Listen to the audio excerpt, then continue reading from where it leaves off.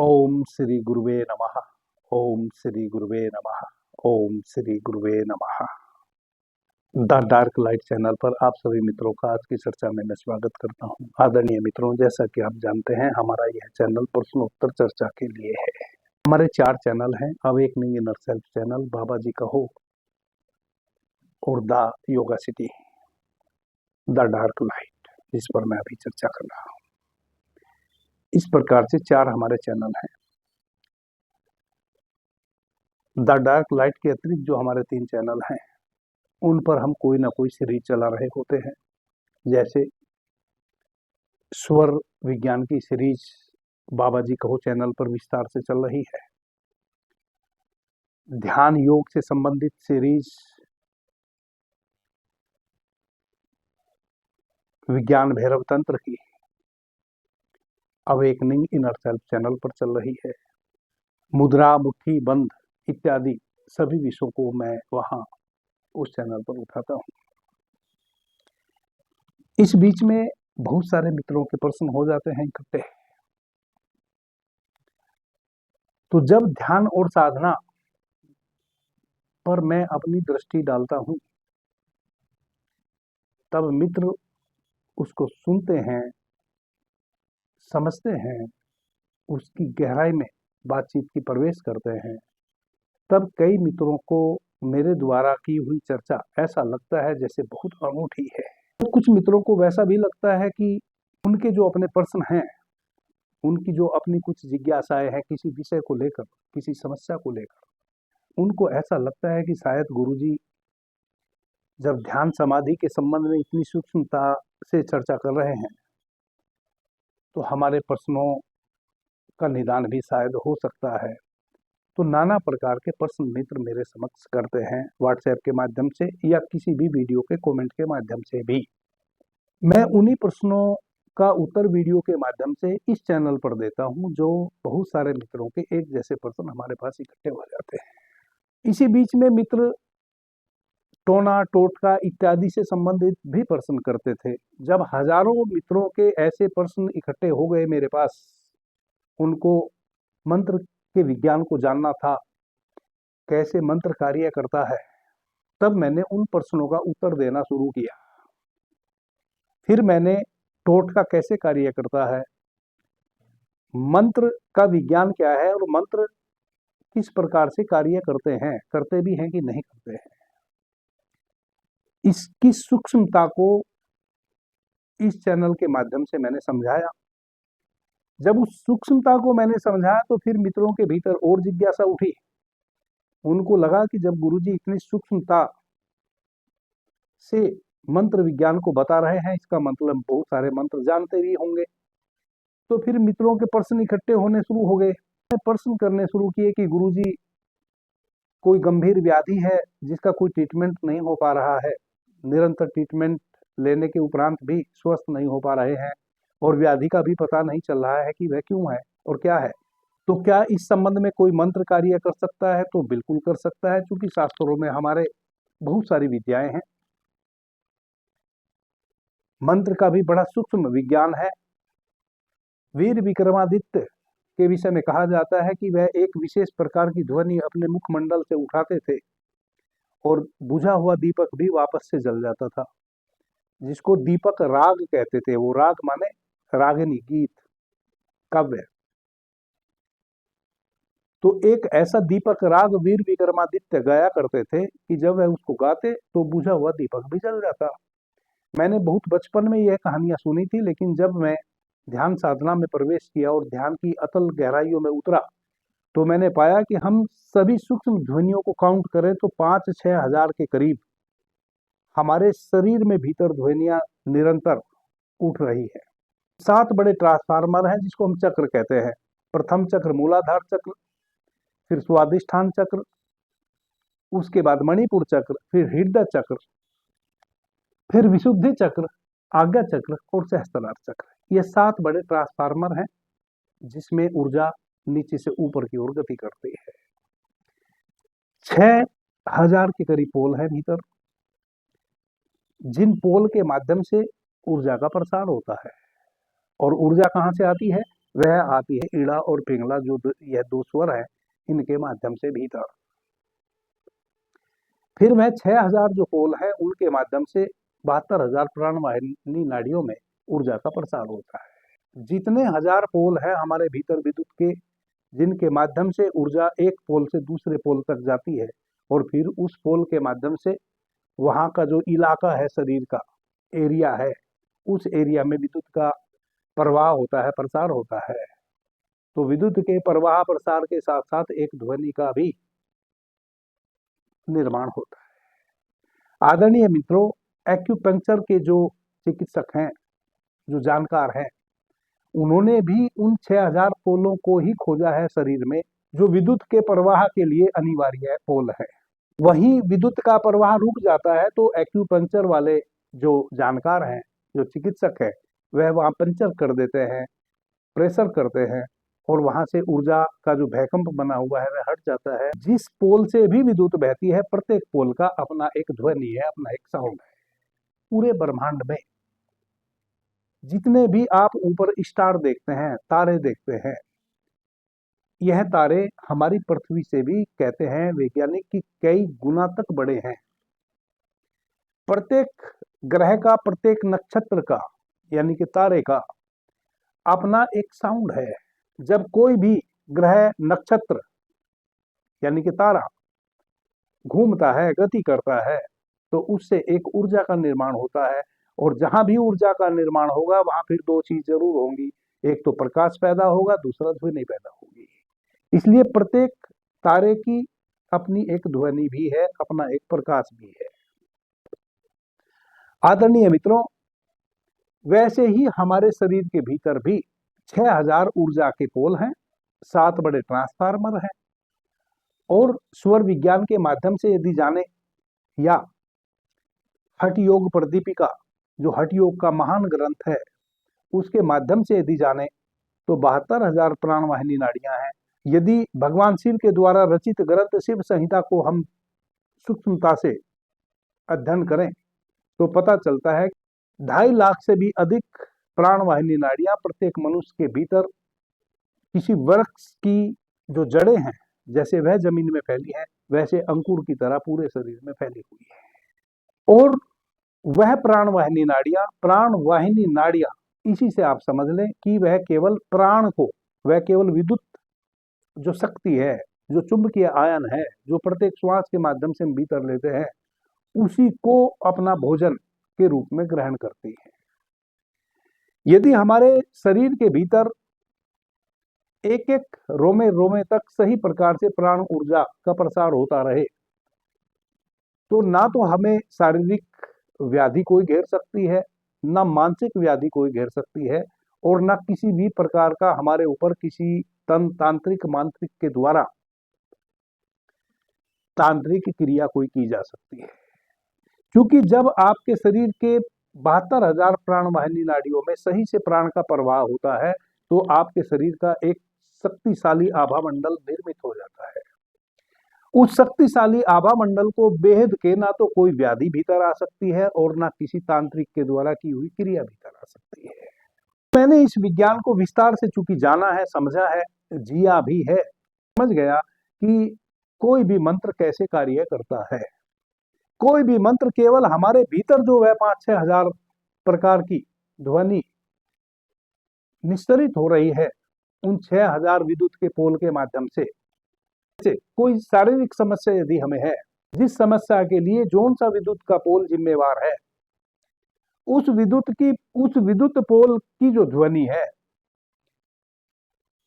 उस ध्वनि को मंत्र के माध्यम से यदि प्रगाढ़ कर दिया जाए, तो वहां जो भैकंप बना है ऊर्जा का, या उस पोल तक ऊर्जा जो पहुंच नहीं रही है, वह ऊर्जा का पोल, वह विद्युत का पोल एक्टिव हो जाता है, और वहां से ऊर्जा का प्रवाह होने लगता है।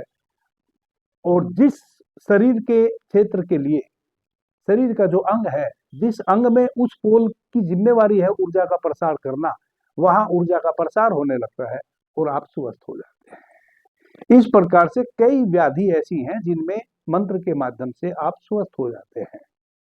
उसका और कोई कारण नहीं है, वह जो ऊर्जा का प्रवाह रुक गया था, आप किसी विशेष मंत्र की ध्वनि का उच्चारण करते हैं तो उस ध्वनि की चोट से वह पोल सक्रिय हो जाता है जो उस क्षेत्र के लिए जिम्मेवार है और वह वहां ऊर्जा का प्रसार करने लगता है। आपका वह अंग स्वस्थ हो जाता है। इसी प्रकार से जिसको आप किया कराया कहते हैं कि किसी ने कुछ कर दिया, किसी की बुरी नजर लग गई, किसी ने कोई तांत्रिक मांत्रिक क्रिया हमारे ऊपर कर दी, किसी ने कुछ गलत हमें खिला दिया पिला दिया, ऐसा जिससे हमारे शरीर का जो विद्युत का प्रवाह है उसको अवरुद्ध किया जा सके, खंडित किया जा सके और हमें मानसिक रूप से या शारीरिक रूप से कष्ट पहुंचाया जा सके। हमारे ऋषियों ने बड़ी सूक्ष्मता से उन मंत्रों को जिया है। पुरानी जो हमारी शिक्षा की व्यवस्था थी वह गुरुकुल की थी। गुरुकुल के जो आचार्य होते थे उनका कार्य ही होता था प्रतिदिन अलग अलग मंत्र के माध्यम से अपने भीतर की प्राण ऊर्जा है उसको प्राण वाहिनी नाड़ियों में कैसे सही प्रकार से प्रसारित होने दें, किस अंग पे किस मंत्र की ध्वनि का प्रभाव पड़ता है, किस मंत्र से हमारा कौन सा बड़ा ट्रांसफार्मर, जो 7 ट्रांसफार्मर हैं बड़े, मूलाधार चक्र से लेकर सहस्त्रार चक्र तक जो हमारे 7 चक्र हैं, किस प्रकार की ध्वनि से हमारा कौन सा ट्रांसफार्मर एक्टिव होता है, यह सारा मंत्र का विज्ञान था। और गुरुकुल के जो आचार्य थे वह एक एक मंत्र पर निरंतर शोध करते थे। जो विद्यार्थी होते थे उन विद्यार्थियों का भी यही कार्य था कि कैसे एक एक वनस्पति की ऊर्जा को समझें, कैसे एक एक मंत्र की ऊर्जा को समझें, कैसे स्वयं के शरीर के ऊर्जा के तलों को समझे, किससे ऊर्जा का अधिक प्रवाह हो रहा है या किस अंग से या किस विद्युत के पोल से ऊर्जा का प्रवाह अवरुद्ध हो गया है, इसको सूक्ष्मता से ध्यान की स्थिति में भीतर समझते थे। वहां की ध्वनि को समझते थे भीतर, जब आंख बंद करके उस ध्वनि को सुनते थे, कब कौन सी ध्वनि का प्रसार सही से नहीं हो रहा है, फिर उस ध्वनि को मंत्र के माध्यम से एक्टिवेट करते थे। यही था मंत्र का विज्ञान और यही अभी भी मंत्र वैसे ही कार्य करता है। बस फर्क अब इतना है कि नए नए मंत्र के जो शोधार्थी हैं वह अब नहीं रहे। अब ना तो गुरुकुल रहा, ना इतना सूक्ष्म गहन कोई अन्वेषण कर रहा है किसी विद्यापीठ में। बस इस कारण से अब मंत्रों का प्रसार उतना नहीं हो रहा है, नए नए मंत्रों का आविष्कार नहीं हो रहा है। बाकी जो प्राचीन मंत्र हैं उनके प्रति भी धीरे धीरे अविश्वास पैदा हो रहा है। उनके भीतर भी जो अतार्किक लोग हैं वह अपनी बुद्धि के उस अतार्किक शक्ति का प्रयोग करते हैं कि यदि मंत्रों से ही कुछ होना हो तो फिर हॉस्पिटल की क्या आवश्यकता है। इस प्रकार की बहुत सारी मिथ्या बातें करते हैं। मंत्रों का विज्ञान है। आदरणीय मित्रों, हमारे देश में 2020 मार्च के महीने में कोरोना का आगमन हुआ। हमारे देश के प्रधानमंत्री जी ने पूरे देशवासियों को टेलीविजन के माध्यम से बताया कि भाई हमें एकता बना के रखनी है। इस प्रकार से कोरोना महामारी का देश में आगमन हो चुका है और हमने इसको मिलके हराना है। इसलिए एक विशेष दिन और विशेष टाइम पे हम सभी अपने अपने घरों के बाहर आके थाली को बजाएंगे और एकता प्रदर्शित करेंगे। आदरणीय मित्रों, क्योंकि यह हमारे देश के प्रधानमंत्री ने कहा वैसा, अब जो देश का हमारे प्रधानमंत्री है वह यह तो नहीं कह सकता कि आपकी थाली बजाने से कोरोना के जो विषाणु है सूक्ष्म वह मर जाएंगे। तब तो कुछ अतार्किक लोग देश के प्रधानमंत्री को हास्य का पात्र बना लेते हैं और विदेशों तक में चर्चा होती कि भारत के प्रधानमंत्री कह रहे हैं कि थाली पीटने से कोरोना ठीक हो जाएगा। तो भारत के प्रधानमंत्री जी ने कहा कि हम केवल थाली इस कारण से बजाएंगे ताकि हमारी एकता प्रतीक हो, हम सब मिलके कोरोना को हराएंगे, यह हमारी एकता को प्रदर्शित करेगा।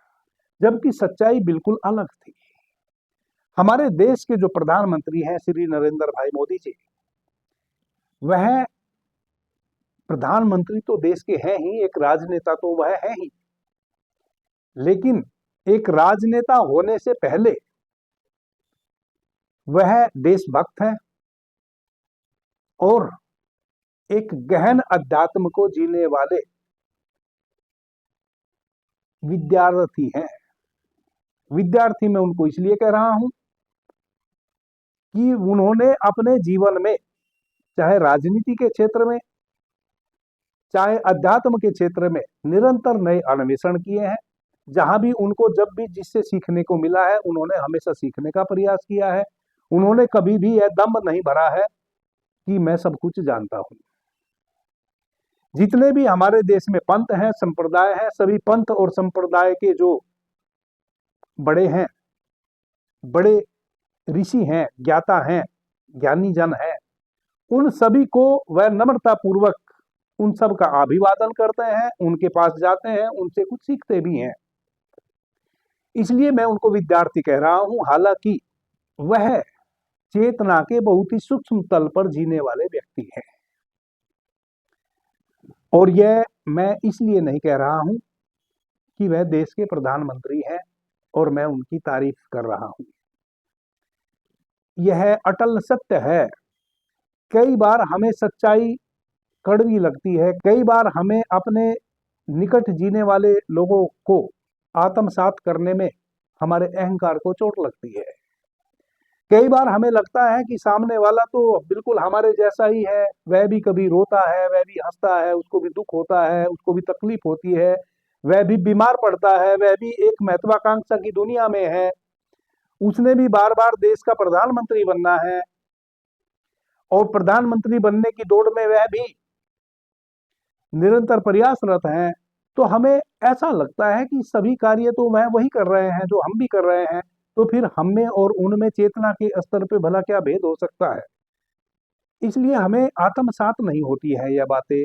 आदरणीय मित्रों, जब चेतना के तल पे गहनता में कोई व्यक्ति प्रवेश कर लेता है, उसकी पहचान यही है कि वह जो कार्य हम करते हैं वही कार्य करता हुआ आपको प्रतीत तो होगा कि वह भी वही कार्य कर रहा है, लेकिन हमारे और उस व्यक्ति के किसी भी कार्य को करने में दिन रात का फर्क होगा। वह जब कोई कार्य करता है तो बड़े निष्णात तरीके से करता है, चाहे वह किसी भी क्षेत्र में कर रहा हो, उसके बहुत पॉजिटिव और अच्छे रिजल्ट आते हैं। उसका किया हुआ कार्य निरर्थक नहीं जाता, उसके किए हुए कार्य का लाभ आम जनमानुष को मिलता है, ना कि व्यक्तिगत उसको मिलता है। ये फर्क होता है चेतना के स्तर पे। यदि आप सूक्ष्मता में गहरे में जी रहे हैं और फिर आप किसी भी पद पर हो, समाज की किसी भी व्यवस्था में हो, आपके द्वारा किया हुआ एक एक कार्य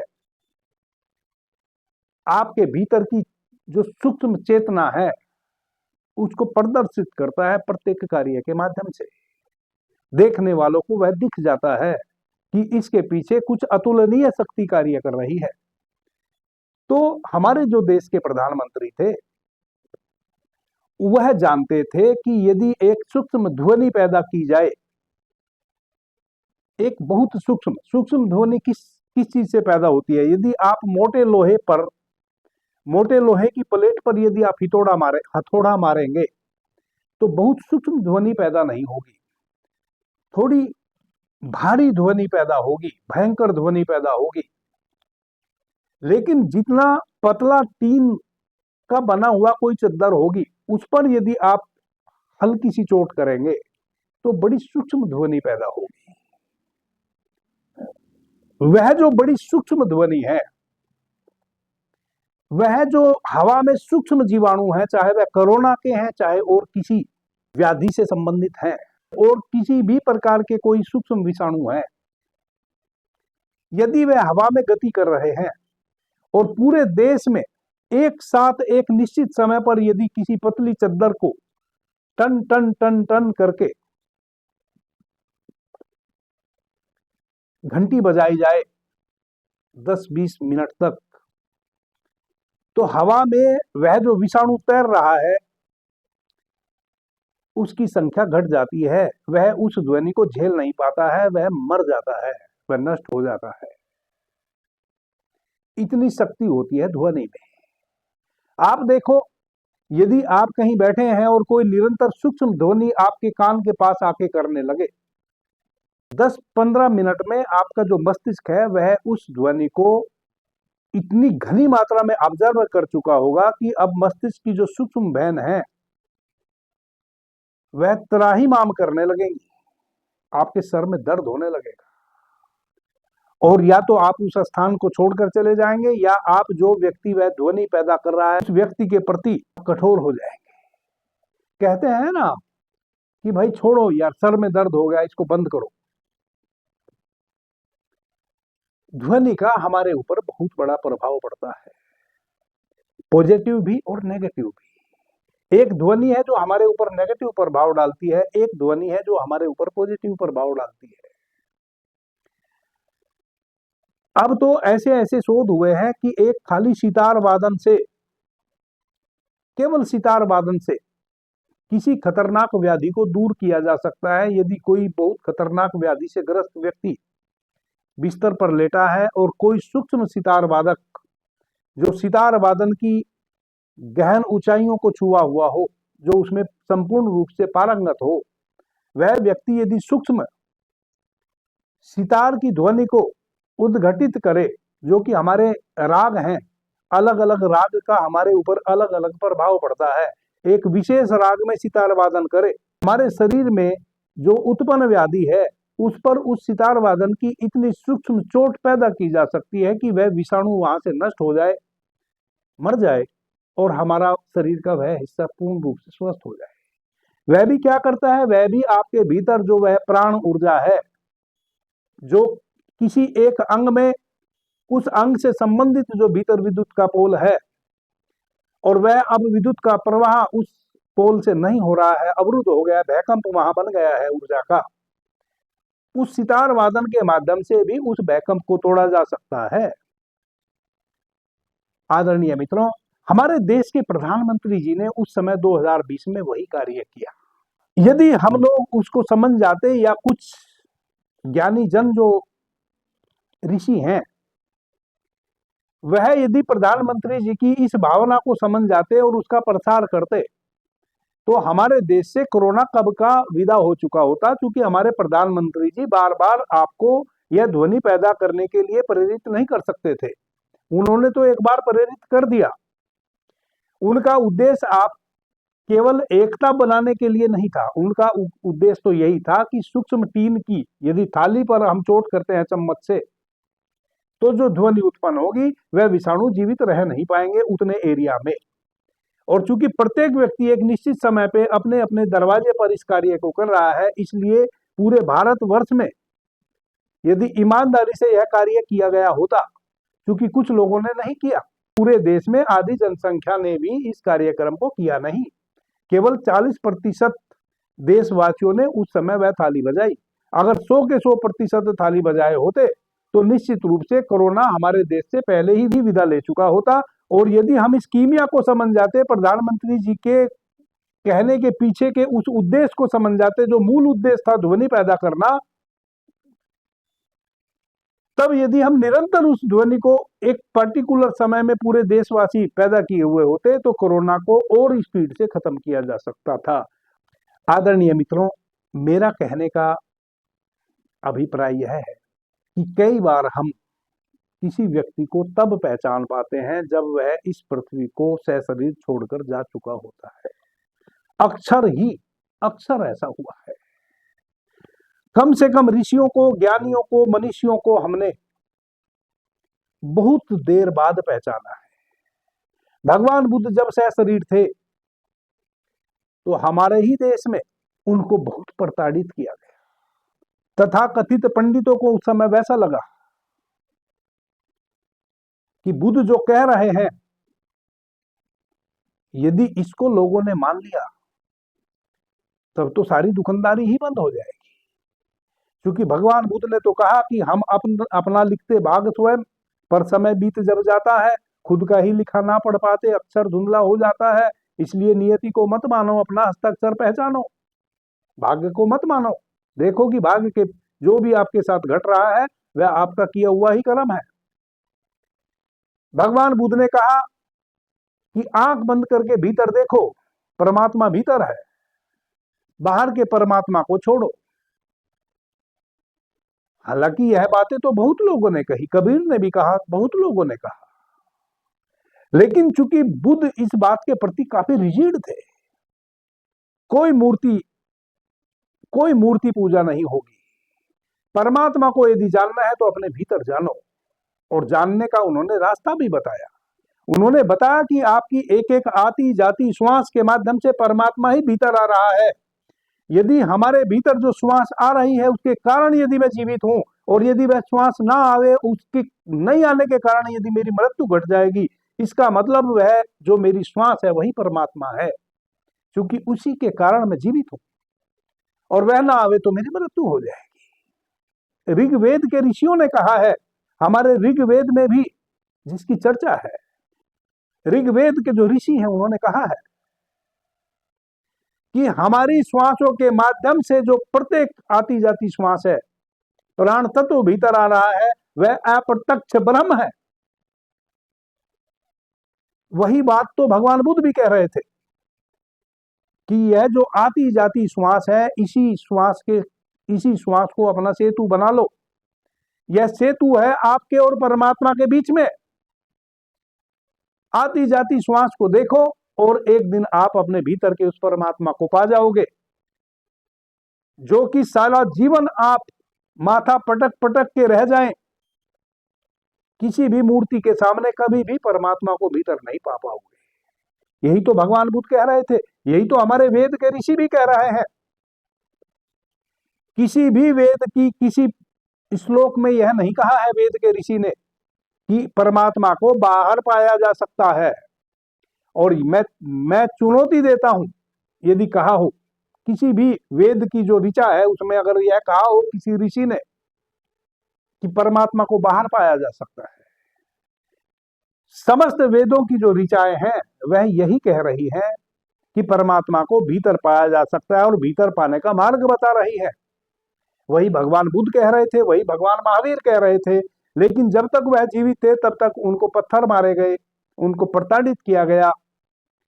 जिन लोगों के निहित स्वार्थों को चोट पड़ रही थी, जो लोग मंदिर के मालिक बन के बैठे थे, जो एक पाखंड बना दिया था, मंदिर में जाके मंदिर की मूर्ति के समक्ष बैठ के वह जो निश्चल स्थिर मूर्ति, एक विशेष प्रकार से एक मंदिर बनाए जाते थे, ऊर्जा के केंद्र बनाए जाते थे, जब आप उस ऊर्जा के केंद्र में भगवान की मूर्ति के समक्ष बैठकर देखते थे एक टक भगवान की मूर्ति को, तो वह जो मूर्ति बिल्कुल स्थिर मौन है, वह मौन स्थिति आपके भीतर भी घट जाती थी, और फिर धीरे से आपकी आंखें बंद हो जाती थी और आप भी उस मूर्ति की तरह बिल्कुल स्थिर, अमौन, अविचल, अमनीय अवस्था में पहुंच जाते थे।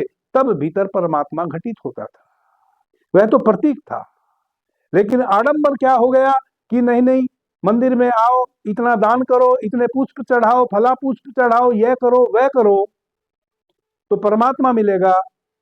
वह एक आडंबर था।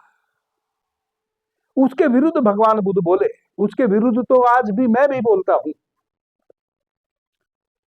और हमारे वेद के ऋषि भी बोलते हैं। लेकिन फिर भगवान बुद्ध एक दिन से शरीर नहीं रहे, भगवान महावीर एक दिन से शरीर नहीं रहे। आज पूरे जगत में जितनी अधिक भगवान बुद्ध की मूर्तियां हैं, उतनी इस जगत में किसी दूसरे की नहीं है। पूरी पृथ्वी पर जितने भी भगवान हैं, भगवान तो एक ही होता है, लेकिन मनुष्य की खोपड़ी ने बहुत प्रकार के भगवान गढ़ लिए हैं। तो जितने भी मनुष्य ने भगवान गढ़ रखे हैं इस पूरी पृथ्वी पर, सर्वाधिक यदि किसी की मूर्ति आपको मिलेगी तो वह भगवान बुद्ध की मिलेगी। एक एक मंदिर में यदि आप थाईलैंड इत्यादि चले जाएं तो एक एक मंदिर में आपको हजारों हजार मूर्ति मिलेंगी। एक मूर्ति से तो काम भी नहीं चल रहा है, हजारों हजार मूर्ति मिलेगी। लेकिन जब स्वयं भगवान बुद्ध सशरीर थे तब उनको लोग पत्थर मारते थे, तब उनकी बात समझ में किसी को भी नहीं आई। और जिस कार्य को भगवान बुद्ध ने सर्वाधिक आलोचना की, जिस कार्य की कि मूर्ति पूजा से परमात्मा नहीं मिलेगा, अब वही कार्य सब कर रहे हैं। अब बुद्ध को ही भगवान बना लिया है लोगों ने अब बुद्ध की ही एक एक मंदिर में हजारों हजार मूर्तियां लगा ली है, नाना प्रकार की, छोटी और बड़ी, कहीं सोने की, कहीं चांदी की, कहीं मिट्टी की, कहीं लोहे की, कहीं लकड़ी की। क्या हुआ? जब भगवान बुद्ध जीवित थे तब तो उनका तिरस्कार किया, अपमान किया, उनको पत्थर मारे, पागल हाथी उनके ऊपर छोड़ दिया, पहाड़ पर से बड़ा पत्थर लुढ़का दिया कि इसके नीचे दब के मर जाए। ना जाने कितनी यातना दी है। वैसे ही भगवान महावीर के कानों में कील ठोक दी।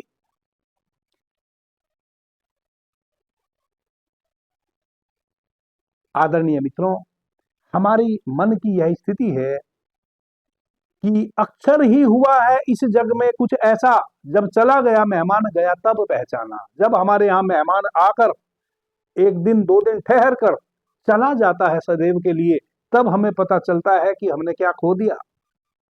तब हमें पता चलता है कि जो हमारे घर में मेहमान बन के आया था, जिसके लिए हम कुढ़ रहे थे कि यह शैतान कहां से आ गया, अब इसको खाना देना पड़ेगा, भोजन देना पड़ेगा, इसकी आदर तवज्जा करनी पड़ेगी, यह शैतान कहां से आ गया,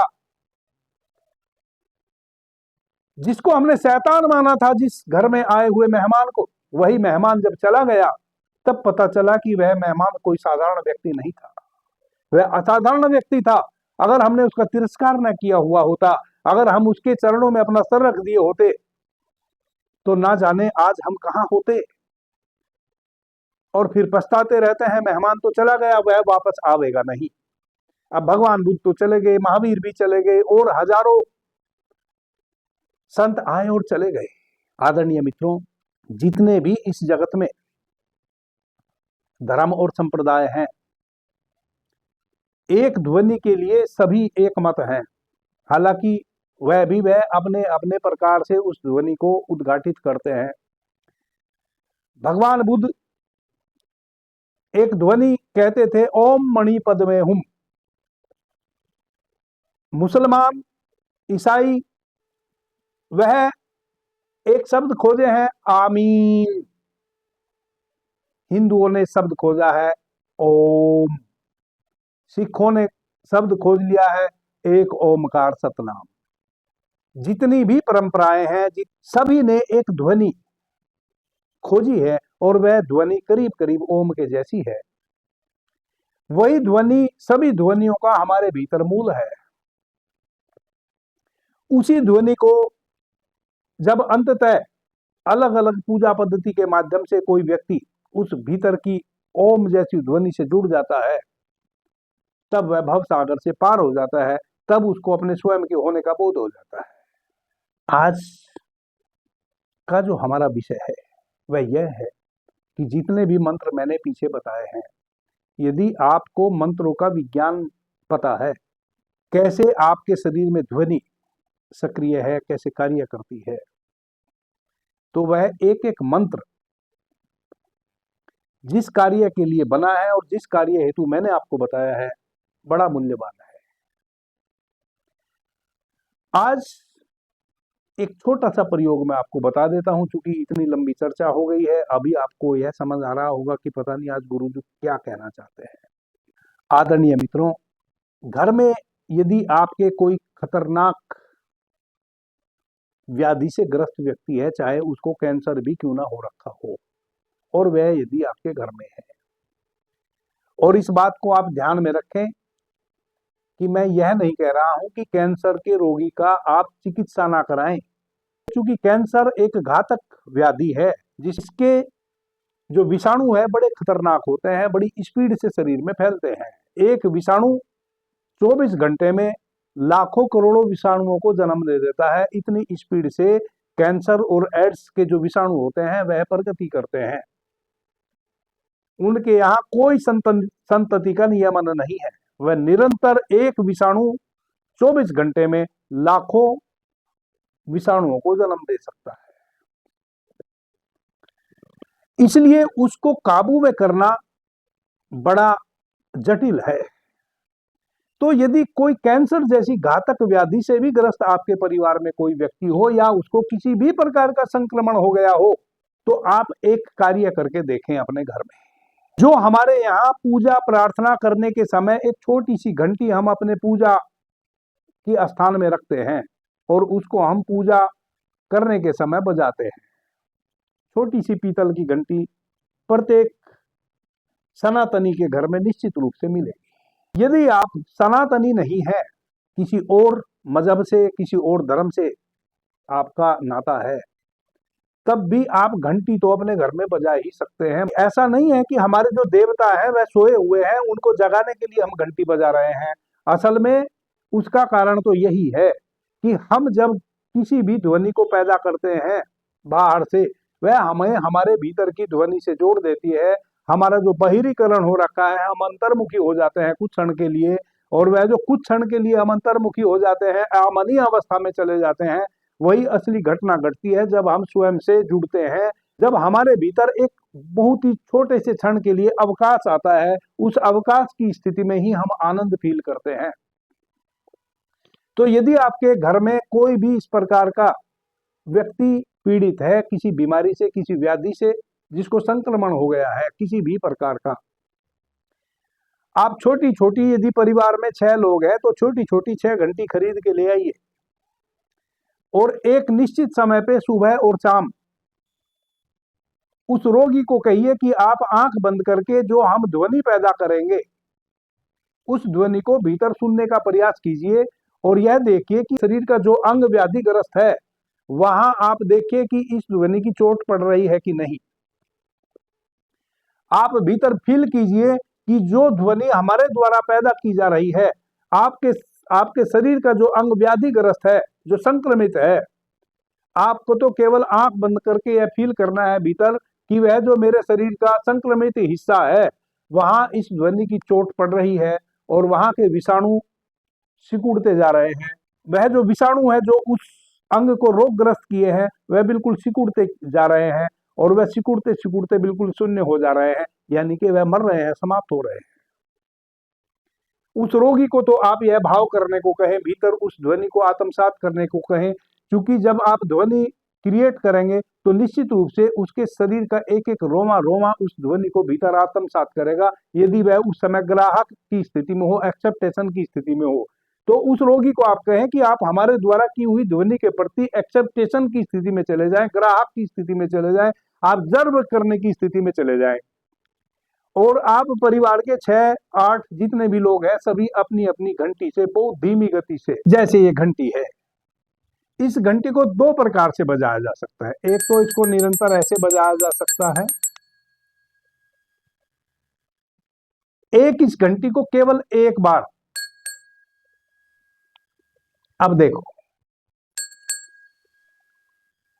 एक बार बजी, इससे ध्वनि का निस्सरण हुआ, अब शांत हो गई, ध्वनि शांत हो गई, फिर एक बार बजाई, फिर बजाई। जब ध्वनि निस्सरण हो रही है और शांत हो जाए फिर बजाई। इस प्रकार से आप सुबह और शाम उस रोगी के पास 10 मिनट सभी लोग मिलकर घंटी बजाएं, बड़ा चमत्कार होगा। मैं यह नहीं कह रहा हूं कि कैंसर जैसी व्याधि ठीक हो जाएगी इस घंटी से, लेकिन मैं यह जरूर कह रहा हूं कि यदि 1 माह से ट्रीटमेंट चल रहा है उस व्याधि का, जिस व्याधि से भी आप ग्रस्त हैं, चाहे वह एड्स है, कैंसर है, या जितना भी खतरनाक कोई विषाणु शरीर के किसी अंग में उत्पन्न हो गया है, आप देखेंगे कि जो महीनों औषधि लेने से रिलीफ नहीं मिली है वह अब 1 सप्ताह में मिलेगी। क्यों? क्योंकि औषधि अपना कार्य कर रही है, औषधि भी वही कार्य कर रही है कि वह उस विषाणु को रोज रोज आगे बढ़ने से रोक रही है। जो उसकी संख्या है, जो रोज रोज एक एक विषाणु लाखों विषाणु को पैदा कर रहा है, उसको वह मार रही है कि वह नए विषाणु को पैदा ना करे। और यह आपके द्वारा की हुई ध्वनि भी यदि रोगी भीतर आत्मसात करे,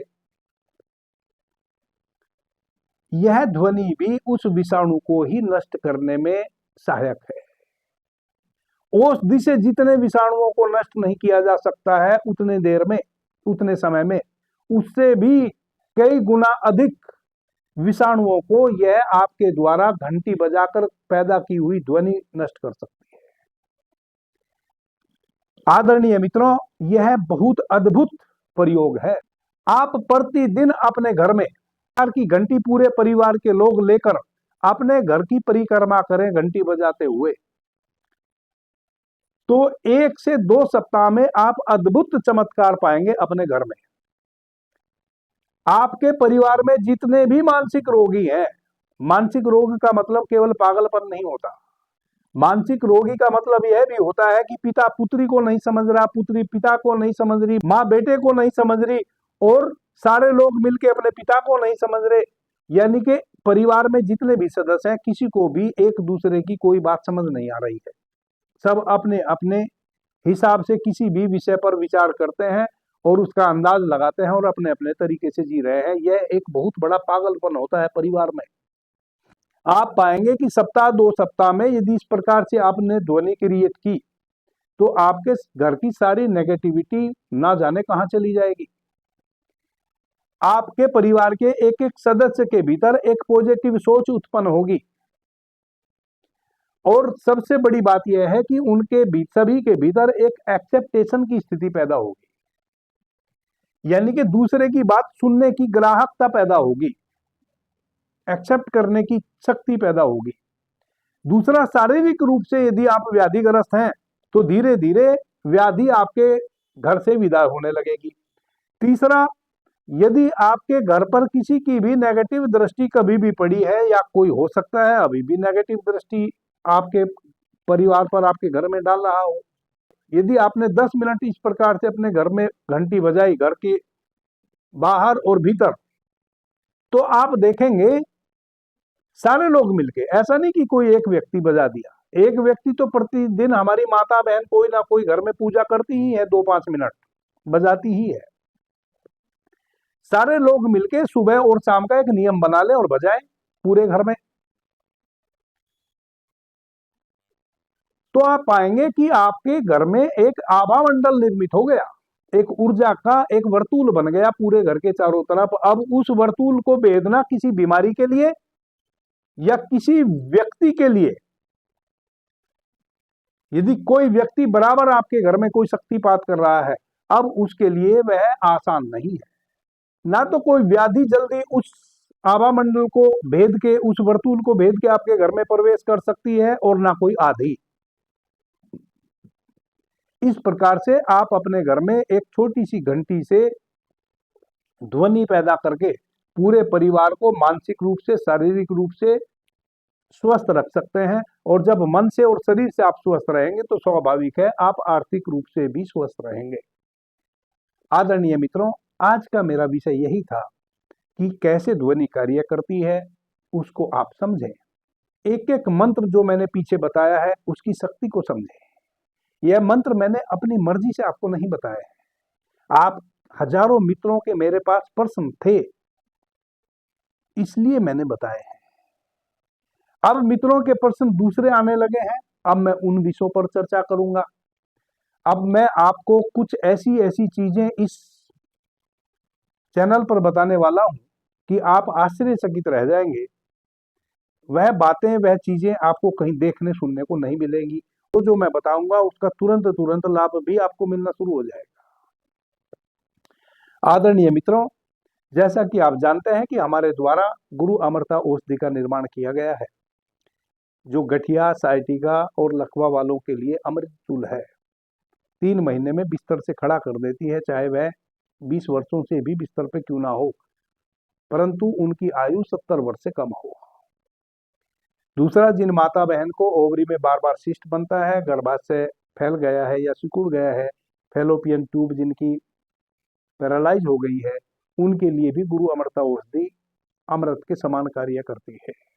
गुरु अमृता औषधि लेने का तरीका यह है कि प्रत्येक पूर्णिमा और अमावस्या को हम अभी दिल्ली में गुरु अमृता औषधि का वितरण कर रहे हैं। बाबा जी कहो चैनल पर और अवेकनिंग इनर सेल्फ चैनल पर गुरु अमृता औषधि से संबंधित विशेष एक एक चर्चा मैंने की है। आप उस वीडियो को वहां जाके सुने, जो उसमें बताया है तरीका गुरु अमृता औषधि प्राप्त करने का, उसको फॉलो करें। आप भी गुरु अमृता औषधि का लाभ उठा सकते हैं। अभी के लिए इतना ही। आपने मुझे ध्यान से, प्रेम से सुना, उससे मैं बहुत अनुग्रहित हूँ। सभी मित्रों को मेरा प्रणाम, धन्यवाद। जय श्री राम।